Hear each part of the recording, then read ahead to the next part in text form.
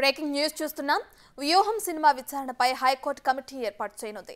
కమిటీలో ఎవరు ఉండాలనేది పిటిషనర్, ప్రతివాదులు కలిసి నిర్ణయం తీసుకోవాలని ఆదేశించింది. అయితే మధ్యాహ్నం కల్లా నిర్ణయం తెలపాలని సూచించింది. నిన్న విచారణ జరిపిన హైకోర్టు నేటికి వాయిదా వేసింది. మళ్లీ ఈ రోజు కూడా విచారణ జరిపిన ధర్మాసనం మూవీ విచారణపై కమిటీ ఏర్పాటు చేయాలని ఆదేశించింది. పిటిషనర్, ప్రతివాదుల నిర్ణయం తర్వాత న్యాయస్థానం విచారణ జరపనుంది.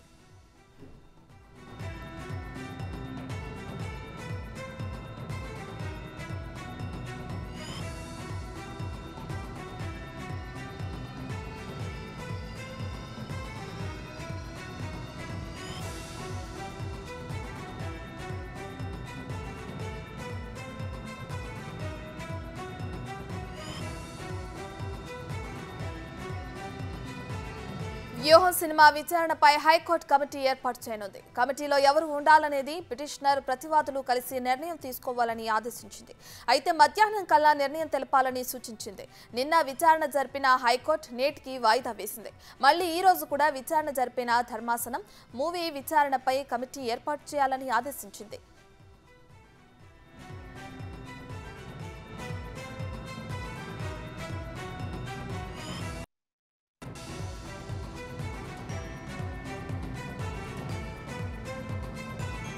ఇలాంటి అంశంలోనే బాంబే హైకోర్టు ఓ కమిటీ వేసిందని హైకోర్టు తెలిపింది. అయితే అలాంటి కమిటీనే ఇప్పుడు ఏర్పాటు చేస్తున్నట్లు న్యాయమూర్తి తెలిపారు.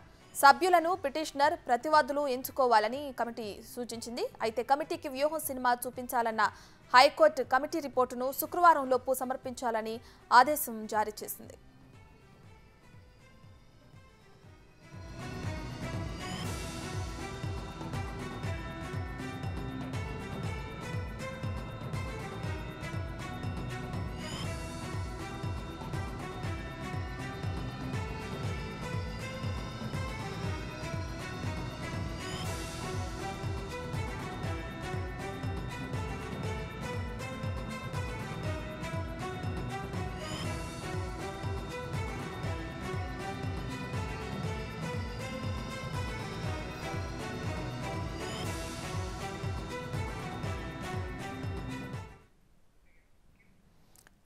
వ్యూహం సినిమా విచారణపై హైకోర్టు కమిటీ ఏర్పాటు చేయనుంది. దీనికి సంబంధించి మరింత సమాచారాన్ని మా ప్రతినిధి రాణా అందిస్తారు.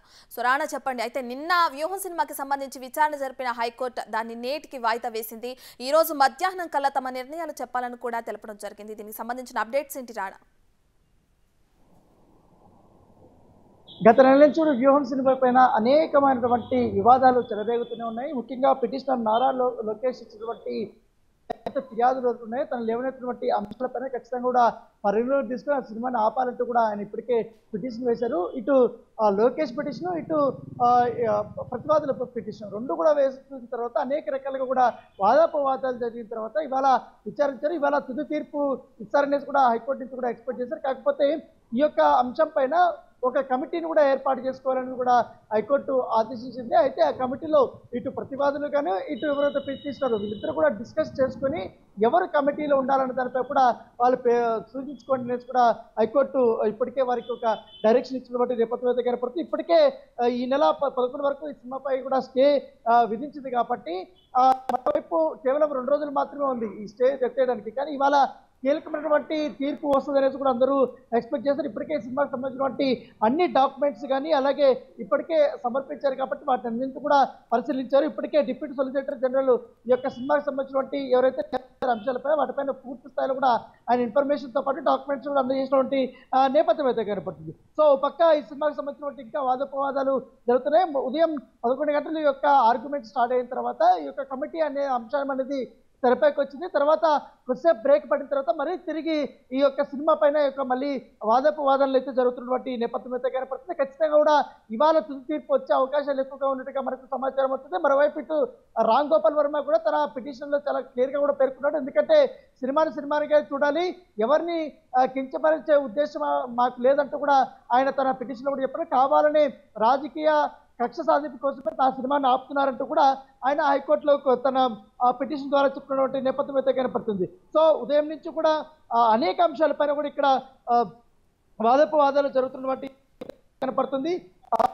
తిరిగి ప్రారంభమైంది కాబట్టి హైకోర్టు మరి కాసేపట్లో ఈ యొక్క వాదనలు అయిపోయిన తర్వాత ఆల్రెడీ ఇప్పుడు ఇద్దరు జడ్జిలు ఏదైతే ఇద్దరిని సొలిసిటర్ జనరల్ని అలాగే పిటిషనర్ తరపుకు సంబంధించిన న్యాయవాదులు ఇద్దరిని పిలిపించి ఇద్దరు మాట్లాడుకున్నారు. కమిటీకి సంబంధించిన విషయం ఏమైందంటూ కూడా ఆయన క్వశ్చన్ చేసినట్టుగా సమాచారం ఉంటే మేమిద్దరము ఇంకా డిస్కస్ చేసుకుంటామని చెప్తున్నారు. అయితే మీకున్నటువంటి అభ్యంతరాలు ఏంటి అనేది కూడా మరొకసారి పూర్తి స్థాయిలో తెలపండి అనేది కూడా ఆ ధర్మాసనం వారిని ఆదేశించగా తెలిస్తే అయితే ప్రస్తుతం ఈ యొక్క నారా లోకేష్ సంబంధించినటువంటి అంశం పైన వారు వాదనలు అయితే వినిపిస్తున్నారు. మరోవైపు ఇటు రాంగోపాల్ వర్మ నుంచి కూడా సీనియర్ అడ్వకేట్ వంటి నిరంజన్ రెడ్డి కూడా రాజ్యసభ సభ్యుడిగా ఉన్నారు కాబట్టి ఆయన కూడా తన వాదనలు అయితే వినిపిస్తున్న నేపథ్యంలో వారి కాసేపట్లో దీనికి సంబంధించిన పూర్తి వివరాలు బయటకు వచ్చే అవకాశం ఉంది.